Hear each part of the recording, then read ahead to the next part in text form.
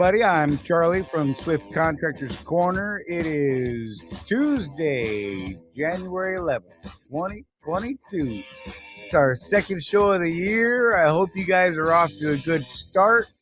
Uh, I'm in a little groove right now where I'm only working 4 days a week, much to the dismay of my target planners, but whatever, they love me. Sometimes they don't always love me. Sometimes they're like, dude, what the hell is wrong with you? And I'm just like, whatever. I'm here when I'm here, but when I'm not, look, I'm not. But hey, I hope you guys are out there running some good miles and making a couple bucks here and there. I know. Look, I was just messing around over on Andre. Andre had a live video going. I popped in with him and I was live with him. Man was singing. He's like, "Ah." Oh man, the man was hitting some high notes, yo. I'm like, oh Lord. Look, if I was a woman, I'm just saying, but I'm not gonna say it out loud. So yeah, hey, I hope y'all are out there having a good time. We had some stuff go on this week. Not really, there's no real huge updates. Paul Phillips, good to see you, buddy. I see you. I see you. Look, there's my baby Rosie. She's like, hey, waving at me. She'll tune in for a minute and then she's like, oh, I'm so bored of this guy. I ride with this guy every day, all day. I don't want to hear him now. I wouldn't blame her. Hey, if any of you are watching us on the on the Facebooks, and if you post a comment, I post a comment up and you see it, say, oh, look, like this one right here. There's a great example. Facebook user, hey. I'm going to show you something. Check it out. If you go over here to this beautiful little link, this one right here, chat.restream.io//FB, and you allow it, you click the little button that says allow Restream to see me, then it won't say Facebook user next time you post a comment. It'll say your name, whatever your name is. And yeah. And if not, that's cool. I'll just keep calling you a Facebook user. I hope it doesn't offend you or anything like that. It's just that's how I see it on my screen. I can't, I don't know what to do. Like right here, CW801971. I remembered your real name at one point, and I can't remember which one you are. Give me a minute. It might come to me. No, it's not coming. But hi, I see you. I'm glad you're here. Hey, you know what? Fuel surcharge went up this week, y'all. Whoop whoop. We had a steady couple weeks of decline, and this week we had well, you know what? Hey, why don't I stop talking? Let's do that thing that we do at the start of each of these shows. Heather and Andre, if you're out there, I love you guys. You guys are fun. I love watching you guys on the road. You guys are hilarious. Anyhow, let's do this, y'all. Let's get in the fuel surcharge. Fuel surcharge. Not that I can say it. The fuel surcharge report. Oh my God. Some days it's like I got 13 marbles in my mouth. Some days it's 37. What? What do you say? All right. So here we go. The national diesel average. It went up 0.044 cents this week to a whopping 3.657 per gallon. The West Coast Pad 5 average went up 0.048 to a painful but slightly great 4.417 per gallon. That brings our weekly fuel surcharge up to a 0.391, which is hey, this is one of my favorite numbers in life, 0.007. We're up 0.007. That should say plus, not minus, but I screwed that up. So yeah, what do you want? What do you want from me? You know what? I can fix that. I'm gonna fix it. Watch this. I'm gonna fix it here in a second, and you guys are gonna be like, dude, he is masterful. Look at the skills he has. And you're probably just gonna go, nope, he's an idiot. Anyhow, our West Coast fuel surcharge is 0.12. It's a difference of 0.76 cents between the Pad 5 and the national average. And that's how we get that magical extra 12 cents for those West Coast states, California, Oregon, Washington, part of Utah. I think that's it. I don't know. I don't go out there anymore. I'm not even going to pretend like I know stuff sometimes. Sometimes I know stuff. Sometimes I do not. But yeah, you know what I mean? So let me get rid of this thing because it's driving me nuts that this says minus 0.007 and it's kind of breaking my head. Be right back. Watch this.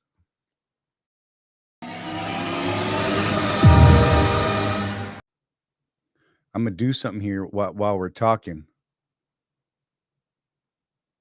Uh-oh. I broke it. I broke my interwebs. I hope I'm here. All right, I'm here. I'm back. I'm back. Oh, my bad. That was horrible. I freaked out for a second there. I'm like, "Oh, what happened?" Everything went away. Let me do this thing. And y'all will love this. Watch this. Watch. I'm gonna share something. I'm gonna do some of my little magic stuff that I do in the background. Only I'm gonna share it and let you see me fix it because you know what? That was unacceptable. I can't have errors on my stuff. And so this minus over here, I need to make that a plus because it was a up, yo. It was up. I'm gonna fix that and now I'm gonna re-download that and I'm gonna make that a PNG with a transparent background so it works on my stuff. I know you guys don't really care about this stuff, but it's something I do. I have to do this stuff for our show. And yeah, I mean, seriously, what do you want from me? I can't help myself. This drive me nuts if I don't have the right thing in here. And that's the wrong folder. Totally the wrong folder. I don't even know what happened there. Let me go up one more. Look, here's the right folder. And now I'm going to take this file and I'm going to drag it over here. I'm going to replace the wrong one. I'm going to close that folder. I'm going to close that folder. And I'm going to do some magic. I'm going to delete this thing. See, you know what? I apologize. I can't. I have to fix this or it'll make me nuts. And now I'm going to get rid of this screen because that screen is no longer important. Watch this. I fixed it. I fixed it. I feel all accomplished right now. There's something wrong with me today. I don't even understand what's going on. What do you want me to do? I can't help it. I hope y'all are doing well. I've had a pretty good day. I'm in a pretty good mood. Went and got some stuff done this morning out at the property. Moved the trailer around. Timothy Ransom, I see you, buddy. Good to see you. Glad you're here. Mason Short Stack. Brother, I see you. Fuel killing me lately. I've been babysitting it as much as I can. Look, I commented on the post over there. Oh, let me get rid of that thing. Look, I'm screwing up again. We don't need that anymore. Let me get rid of that. And my bad. I just had to show you I could fix it because sometimes I could do some things. And I actually do all this stuff in the background, y'all. I commented on that thread. I had some questions about it, like how fast are you driving? I'm going to tell you right now. Oh, Kenneth, I see you. Look at that. Testing. You were one of my Facebook users, weren't you? Thank you. Heather, glad to see you. Timothy says using the Fuel Book app to find the cheapest fuel on your route. That's a good pointer. Leonard Snow, I see you. Thank you for being with us. Wait, I didn't click it. There we go. And back to Timothy Ransom says, but use common sense. If you don't see local driver fuel in there, then don't fuel it. That's sometimes that's a good piece of advice. Sometimes the cheapest fuel can actually cost you more money in the long term. I personally, my own thing is I tend to stick to the big five because the fuel quality tends to be a little more consistent there. And I've had a couple loves or flying J's here or there every now and then that give me a load of bad fuel and it hurts, man. And then I got to change a filter and burn off all that fuel. Burn off all the fuel before you change the filter, though. I'm going to tell you that right now. Definitely keep extra fuel filters with you for those weird times when you're like, I'm going to try this little mom and pop. I hope you have a couple extra fuel filters because sometimes they bite you in the backside. All right. Kenneth, thank you for hitting that link because now when you say, yep, I know that it's you, Kenneth. And I can say, hey, Ken. I'm going to call you Ken. Is that all right? Ken okay? I don't know if Ken's cool or not. Kenneth Samsell. Man, I can't even talk today. It is a train wreck in my head today. You guys just don't understand. It's like, there's like 14 squirrels in there and they're all fighting over the same nut. That sounded weird. Hey, what do you want me to do? I'm in a good mood, y'all. I hope y'all are too. I know Heather and Ken. Perfect. I know Heather and Andre. Man, you should have heard that man singing just now. He was driving down the road and he was singing, just kind of jamming out. And I look, I don't even know how Heather just can't keep her hands off him when he's singing like that. That man is golden, y'all. Golden, I tell you. And yeah, hey, So there's been a weird little argument going on lately, and some of you guys may or may not care about this, and I apologize. Oh, let me get it for you, Heather. She asked me what that link was again, and so let me throw that up real quick. There it is. Chat.restream.io/FB. All right. All right. I'm gonna assume you got that. Chat.restream.io/FB. And look, I bet you that's him right there. I bet you this Facebook user right here is Andre, because for whatever reason, he can't make that work. I don't even understand it. I'm gonna go with that's operator error, y'all. Anyhow, so okay, so my silly little argument, okay. Now, and feel free to chime in and tell me I'm an idiot if you think so. I'll take it. I'm a grown man. I'm a big boy. I can take uh uh I can't even think of the word because apparently I'm not a grown man and I don't have the use of language today. But I can take your opposing thoughts and views and we can discuss them. But here is I don't I don't know who this is, but never mind. There's a comment in there that is some weird letters, and that's cool. I don't know who you are, and okay. Thanks for being here, buddy. So, my topic today, guys, and like I said, you may or may not care about it, but there's this continuing and ongoing argument about lease operator versus owner operator.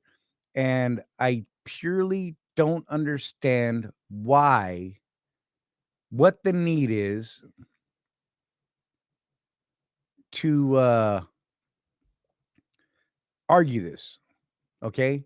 Um, and folks look at a lease operator and they say, oh, well, you're just a lease operator. Or, you're a real owner operator. You're not a lease operator. And I don't understand this. My opinion is as follows, and you guys can disagree or agree or whatever, and you can, like I said, feel free to jump on my head with both feet. You are operating a business. You are the owner of your business. You are an owner operator. That's my view. And I don't understand why this argument happens. Well, he's just a lease operator. He doesn't own his truck. No, but you know what? I know people who have spent far more money leasing trucks. There's business models out there. There's a few people in the group that don't want to own the truck. They simply don't want to. And they like trading that truck in every 3 or 4 years. And, while I don't agree with that model, it works for them. I mean, some of those people have spent four, six, $800,000 on trucks over the last decade and a half, right? And people say, well, you're not successful because you don't own the truck. I beg to differ because I'm going to tell you right now that if they're leasing a truck and have been releasing trucks year after year after year after year, they're doing something, y'all, and they're still in business. They haven't lost their ass. So to sit there and say that, someone who leases a truck um, is somehow less than an owner operator or this or that, look, I'm going to tell you right now, I believe you're wrong. And if you want to argue it, hey, let's talk about it. Tell me what you think. You know, team mileage is a thing, but I can tell you, my truck has 1.6 million miles on it, and you can't get it out of my you might only way you might be able to get it out of my hands is out of my cold dead hands. You couldn't give me you give me a brand new truck today, and you know what I'm gonna do? I'm gonna sell it and I'm gonna go buy 4 other trucks just like mine right now. That's what I'm gonna do. I'm not gonna lie. Dennis Lewis, glad to see you, buddy. Totally forgot a bit about the video trying to get shut down. Hey, you're good, man. You be safe, be careful, and get in there when you can. It's all good. My truck's a 2007. And the big dream. Okay, let's see. I haven't read this yet. Let's see. The big difference between a lease and owner is Swift controls the lease more, for example, governing lease truck, but an owner can run uncovered for as long as they. So here's the thing. Actually, um, contractually, we are bound to a speed policy that we all agree to. Um, Uh, because we're operating under their authority and their insurance, we have agreed to do that. Just because your lease is through another company and not through IEL, okay? I've seen even more restrictive lease companies out there. Let's say you lease it from, I don't know, you know, Joe Snuffy's truck leasing extravaganza emporium, right? They uh they have their own rules, you know. You can't just lease that truck and say, "Oh, well, I'm going to set it to 80," because you know what? They may have a restriction in that contract with you as well that says, "No, we don't want you running that truck over 70 miles an hour and you can't set the horsepower above 425." So it really depends on the lease company. Um, and you know what? That's a business decision. For a long time, Swift has gone back to now trying to own all of the equipment that they get. I think that they're almost there now. But for years and years and years, um, it's been Swift has leased all of their trucks. They owned very few of the trucks, and they leased them because it made sense in their business model. Whereas Knight Transportation was a debt-free company, and they liked it that way, and I have no problem with a model like that. So by all means, do that. If you can run debt free and that works for you, absolutely go for it. But not everybody has $1 million to drop down into a company. They say the easiest way to make $1 million in trucking, y'all know, start with two. I'm just saying, but that's always a fun thing. Yeah, and you're right. It's the carrier who has the speed policy. It's not even IEL. IEL doesn't have the speed policy that I'm aware of. It is through Swift, whom that is the second contract that you guys signed. Those of you who are leasing trucks, you sign two contracts. You sign one with IEL, leasing the equipment from them to you, and then you sign a second contract, leasing your truck, the truck you just leased from IEL, back onto Swift Transportation. So I mean, people need to understand the distinction between those contracts and the distinction between what it is you're doing. And if your business model is to rent a truck, you know, power to you. I'm not going to fault you for it. I mean, I may not agree with that model. And if your idea is to lease 10 trucks, I mean, heck, I used to have two lease trucks and the one I own running as a small fleet at Swift. I did great. I just got tired of having drivers. I mean, that's what it was. I mean, it's a lot of record keeping and back end stuff that you got to deal with. And I just look, the money was wonderful, but the money's not everything for me. That's why Rosie and I don't run as a full team now. I mean, people look at the miles Rosie and I run together, and they laugh at us. They're like, "What are you guys doing?" But you know what? There's a difference when the truck is paid for and your weekly, fixed expenses are only $180, something like that a week. It's really easy not to run miles.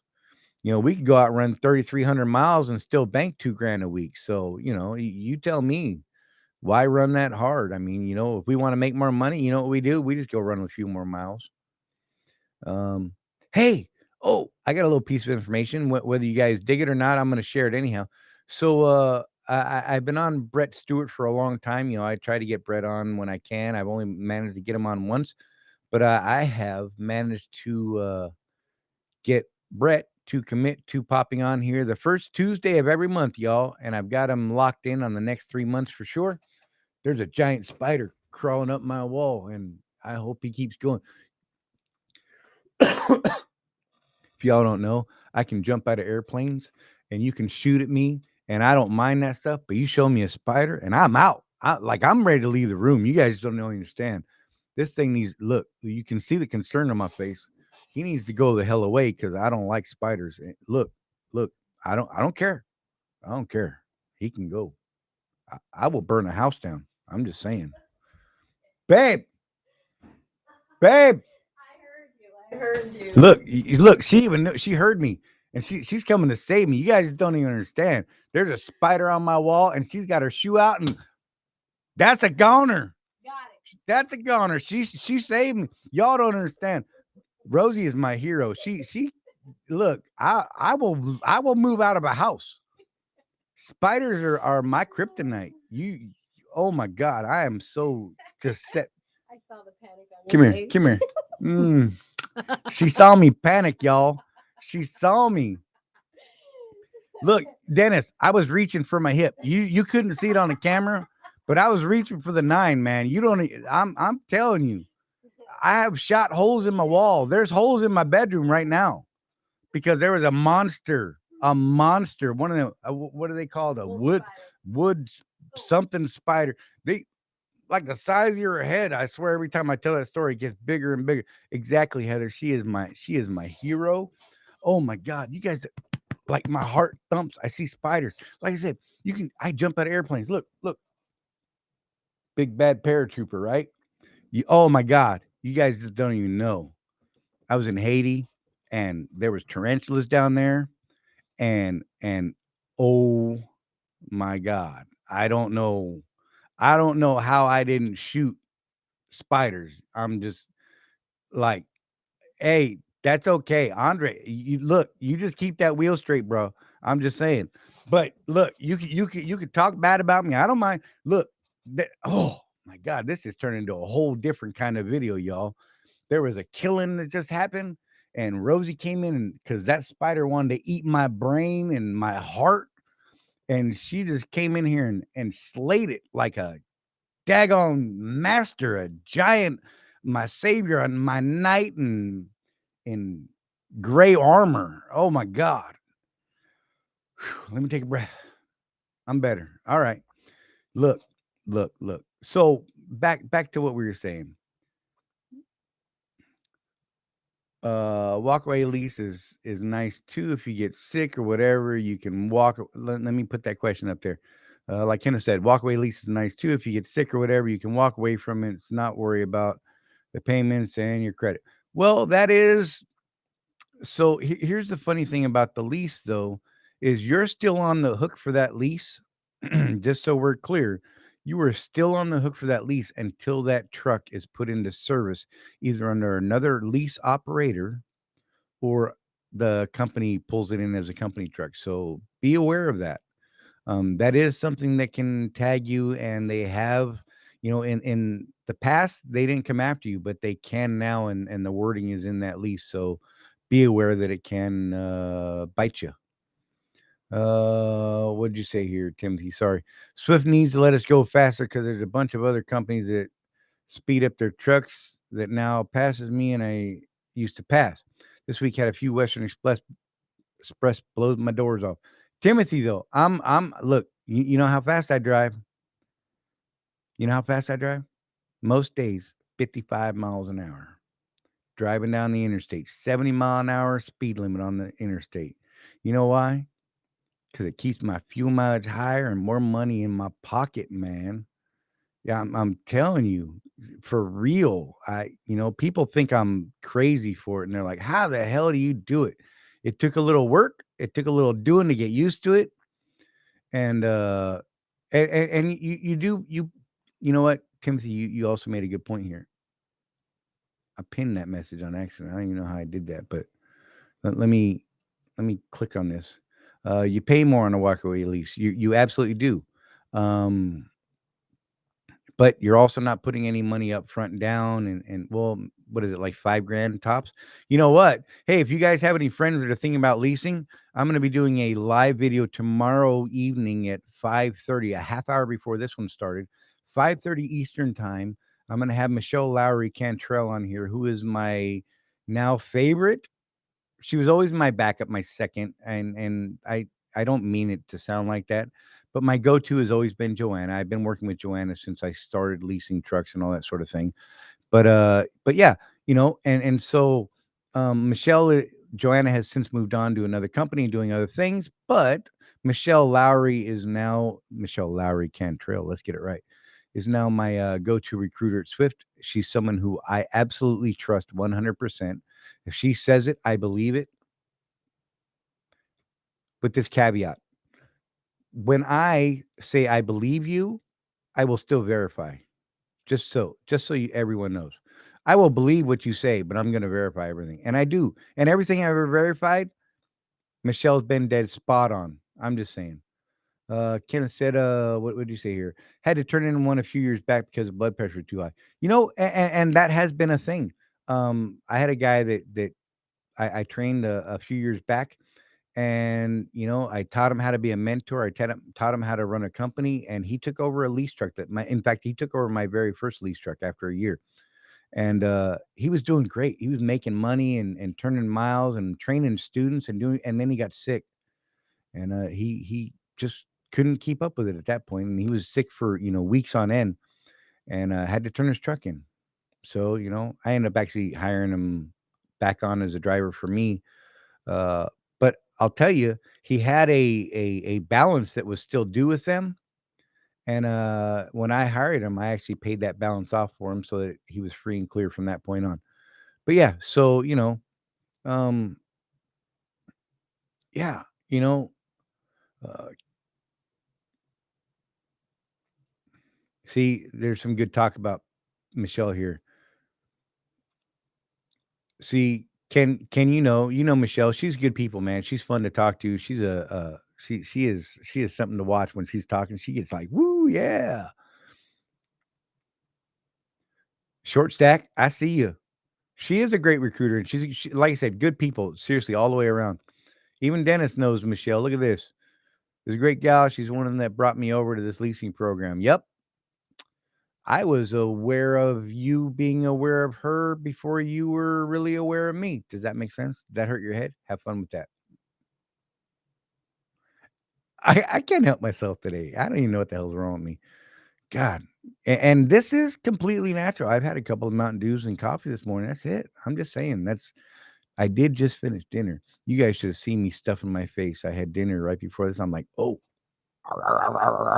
big old ribeye, some squash and asparagus and broccoli and carrots. Oh my God. I'm sorry. I apologize.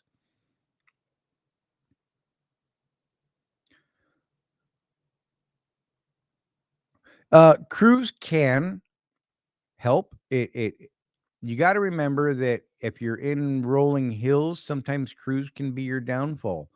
When the cruise control kicks on, although I should wait. So the newer cruise controls, if it's an adaptive cruise control, if it's a truly adaptive and it has the terrain modeling feature or terrain following feature, it knows about hills, so it sometimes will accelerate ahead of the hill versus waiting for it to start to bog down and then it just slams on the throttle 100%. The most fuel efficient way to drive is if you have a turbo boost meter and you drive trying to keep your boost at a certain level while driving down the road, while climbing hills. It may take you a little longer to get up a hill, but it will cost you less to do so. Jeff is a good one to talk to about that. He can, explain to you the boost meter usage. I don't have a boost meter on my truck because I'm dumb. He'll tell you just because I'm a dumb person and I just haven't ever installed one. Um, Driving with your foot when you're in rolling hills will actually help you out and give you better fuel mileage. Slowing down, by all means, will assist you in increasing your fuel mileage and make those fuel costs a little less because our fuel surcharge is climbing and climbing and climbing. Look, we're getting to a point where we could one day soon not actually be paying for fuel.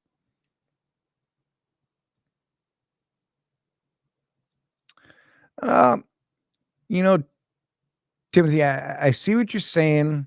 Um, and you said there's no fuel usage difference between cruise and the pedal on these newer trucks. It, I would have to argue that, but I can't really right now because I don't have personal experience with it. and and I'm gonna say I'm not gonna say you're wrong. Don't I don't want you to take it that way. I'm going to say that I know people that drive their truck in a manner and in such a way that I believe that when you got into rolling hills and such, that they would outperform the cruise control. Um, there are people who I know that would absolutely destroy and do it completely wrong. So, I mean, there is that. It can go both ways. If you learn how to drive by turbo boost, it will greatly increase your cruise control or your fuel mileage. And I would be interested to see what the boost levels are on a truck running rolling hills on these newer trucks on running rolling hills with the cruise control on. I would really be interested to see what the boost levels are doing because that turbo boost level is a huge factor in what your mileage will be overall. I lack the ability to articulate exactly what I'm talking about today because I'm like squirrel brain today. What do you want? What do you want me to say? I mean, it's real. I am absolutely like that today.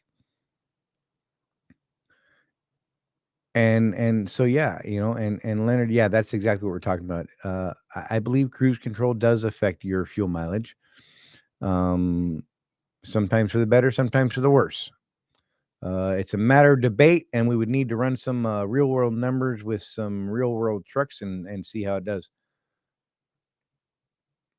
No, and I get that, Timothy, that the newer trucks have a fuel efficiency program in them now. But the thing of it is I understand what you're saying, and they have done a lot of great things. But without me seeing what the turbo boost numbers are doing while that truck is trying to run those rolling hills, I would struggle to jump on board with you. Yes, they are doing much better than they used to do. That I will absolutely agree to. These automatics with the more adaptive cruise controls, particularly the type of cruise control that knows the terrain you're in. There that is such a thing. It's out there. It knows where you are. It tracks where you are, and it says, "Hey, there's a hill coming. Let's accelerate slightly here to get a little bit better gain on the hill." And it knows that when you're close to the top of the hill, how to apply the throttle to maximize fuel efficiency. I don't believe our trucks have that ability. So I'm just saying, and we can agree to disagree right now. That's cool. I like to look at hard numbers. I would really be interested to see what someone, if there's someone out there with a turbo boost uh, pressure gauge on their truck with one of these newer trucks and the newer cruise control modules. I'd be interested to see what your truck is doing while it's rolling hills and climbing and things like that and see how it's doing. Um, Jeff has not the newest of trucks, but he's got an automatic and a boost gauge, and he could probably chime in on this. But he's out running the roads today. He's finally out on the road. He closed on his house and all that good stuff, like we said last week. And he finally went back to work yesterday after like 32 days or something like that. Man was off forever. It's good for him. But hey, if you guys got any other questions, by all means, throw them up. We're at that 30-minute mark, so whatever happens from here out is dictated by you guys and me rambling. If you're tired of me rambling, you let me know, and we'll just like bloop, beep, we'll deadline this sucker. But hope you guys are being safe out there and looking after each other, and just to touch back on what I was talking about, the lease operator, owner operator thing. You know what, guys?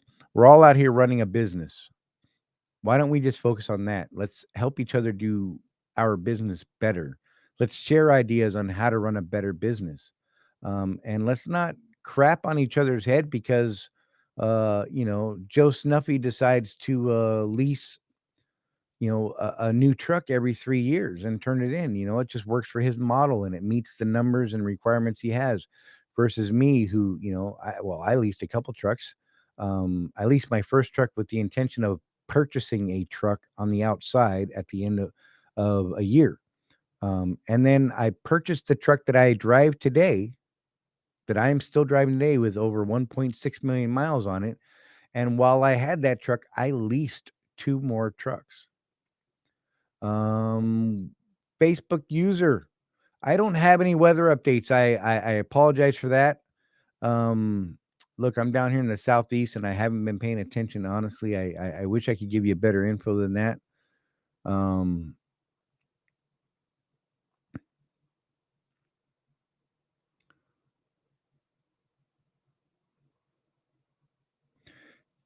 uh, Heather and Andre's truck is a 22. Do you guys have a turbo boost meter?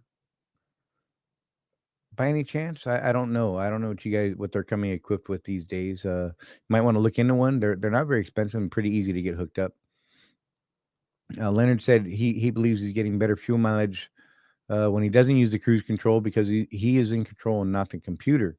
And I would tend to believe that argument, Leonard, because I know that I can outperform my cruise control when it comes to rolling hills because of where I apply or do not apply throttle and how heavy I do. Whereas my cruise control, when it says I'm slowing down below the limit I set it at, it slams it on 100% throttle. I can see that in the computer. It shows me that.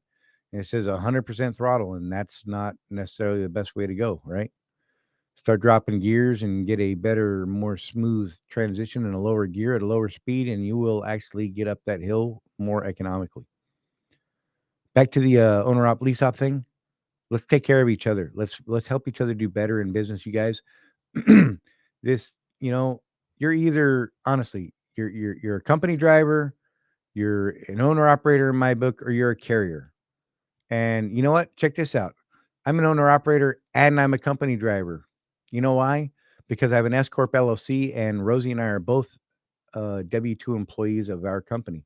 So one could say I'm nothing but a company driver, and that's true in one hat. On the other hat, I run a business where I own a truck and I run freight that I'm leased to a national carrier, and I make all those types of decisions that I need to make. I could go elsewhere and I could become a carrier. Or I could lease onto a company with a percentage contract, whatever. I can make those decisions, and I adjust my business as I see fit and accordingly based on the numbers at hand. If you don't know your numbers, you can't make good decisions. If you're making decisions simply based on your mood or your attitude, I think that you are making a bad decision. You need to sit back, pull numbers, and really analyze what's going on. I mean, if you're at a carrier that just absolutely makes you unhappy, figure out what's making you unhappy. That there's something you can change to make it better. If so, do it. Make it better. If not, then maybe that is not the place for you, and that's fine. I will never fault you for moving on for something bigger and better for you. Excuse me. Heather says they do have a boost gauge. So cool. Pay attention to that boost gauge. Get with Jeff sometime this week. Send him a message and say, hey, he can give you really good numbers on where an optimal boost range is and work from there and see if you can outperform your cruise control on rolling hills. And yeah, gearing and terrain are main factors for miles per gallon. Actually, gearing, terrain, and speed. Speed is the number one factor. I don't care how you look at it. Speed is absolutely your number one factor. Gearing and terrain, rolling resistance of your tires, the gap between your tractor and trailer, all have a huge effect on your miles per gallon and weight. Absolutely. Um, keeping the gap closed between your tractor and your trailer, keeping that under, I try to keep it like 18 inches. Wind flow tests have shown, I believe it was somewhere around 18 to 24 inches, 20 some odd inches. It's been a long time since I looked at those numbers, but it was, somewhere between 18 and 24 inches. If that gap between the tractor and the front of your trailer is less than that, the wind flow actually flows over that gap without creating any sort of more drag on the trailer. If that gap is too great, wind will trap itself between your tractor and trailer and increase drag by creating what's known as a burble or a higher low pressure. I can't remember which one it is. Higher low pressure system between those two, and it just starts sucking air in, and the front of your trailer becomes a parachute. Just like at the back of the trailer where the air comes off the back of the trailer, it swirls out and swirls back in towards the doors, and it creates this rolling effect. And that area is an area that actually reduces your fuel mileage because of the way that the airflow works back there. It almost becomes like a small parachute. If you've seen those trailer tails and boat tails and all those other things, those are all ways of trying to mitigate that flow to get the air to flow off and leave the trailer versus flowing off and creating that, invisible parachute behind you.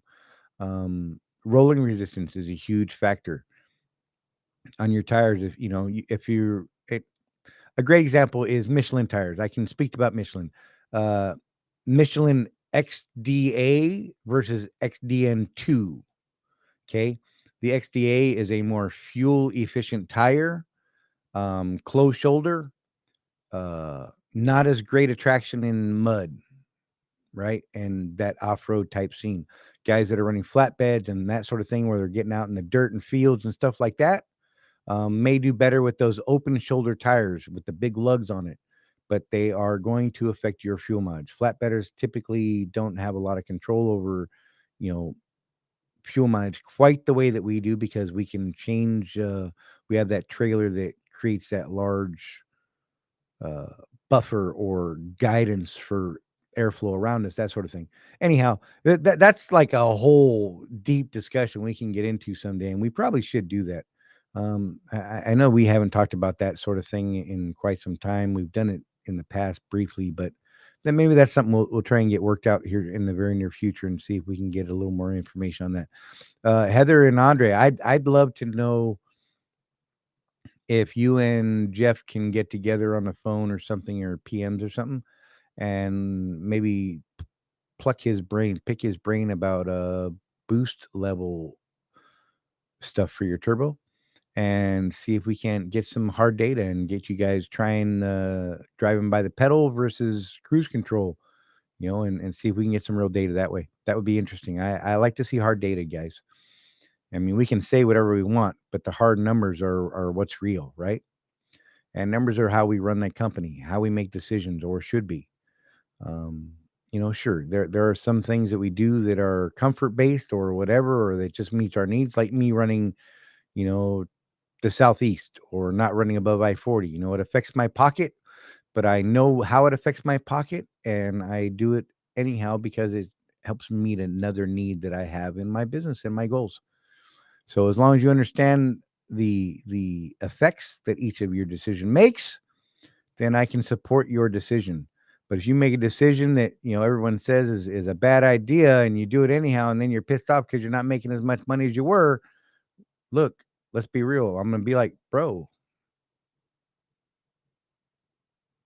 kind of told you that. You know what I mean? So don't get upset about it. You know, I mean, it just is what it is. You know, we're not here to sugarcoat or pull punches. We're here to be real. We're here to discuss business and how to run our businesses better, you guys. So, you know, if you ever feel hurt by something I say, I want you to know it's not that I'm trying to hurt your feelings. It is because it is a fact that I believe is a fact. And typically, if I say something, I will be willing to throw up some sort of backing to prove what it is I'm talking about, research, what have you, and data. Um, and so you know, I mean, it is what it is, guys. You know, don't take things personal. Let's start looking after each other and helping each other out, and you know, and let's drop this ridiculous argument. Lease operator, owner operator, we're all operating our businesses, y'all. Do you own your business? I believe you do. Are you operating your business? I believe you are. Owner operator. Enough said. You know what? We're all a part of the Swift family here. The us versus them thing, where there be owners versus drivers, or drivers in general, company drivers, or we're all drivers out here on the road. Some of us have a different model that we're working. Some of us work for Swift. Some of us work for ourselves and contract to Swift. And then there's that whole drivers versus the office people. You know what? We're all out here for Swift transportation. We're all out here trying to make money for Swift and ourselves. Um, and look, if it if we can find ways to make more money for both, why not? Let's do it, you guys. I mean, it's only going to help us all. And you know, we're coming up on 45 minutes, you guys. I'm going to wrap this up. Like always, I want to thank you guys for being here. Seriously. Um, it truly does mean a lot to me that you guys show up every week and you come in, you talk and you share your thoughts and you call me out on anything you think is BS, and I dig it. You know, and we can have discussions and debate without getting mad at each other. You know what I mean? And I really enjoy that. I really do. Like I said, if you guys know anybody that's thinking about leasing a truck, have them tune into our live video tomorrow. I put a link up in the Contractors Corner group for the YouTube channel. That video live link is already up, so people can go in there and leave comments on there already if they have some questions. And when we get to it live, we will be able to see those questions and answer them. So by all means, share that video, push it around, you guys. It'll help us out. Once again, you guys seriously take care of each other. No one's looking after us but us. We're all Swift Transportation here. You know, we all may have our own little businesses as well, but ultimately, you know, Swift does well, we'll do well, and we'll keep trying to get some things done. Remember, we're going to have Brett Stewart come on every first Tuesday of the month, so keep an eye out for that and get those questions in. Let's be able to have some real conversations, guys. All right, you guys be safe. I'm Charlie from Swift Contractors Corner, and we'll see you next week. Appreciate you. Peace out.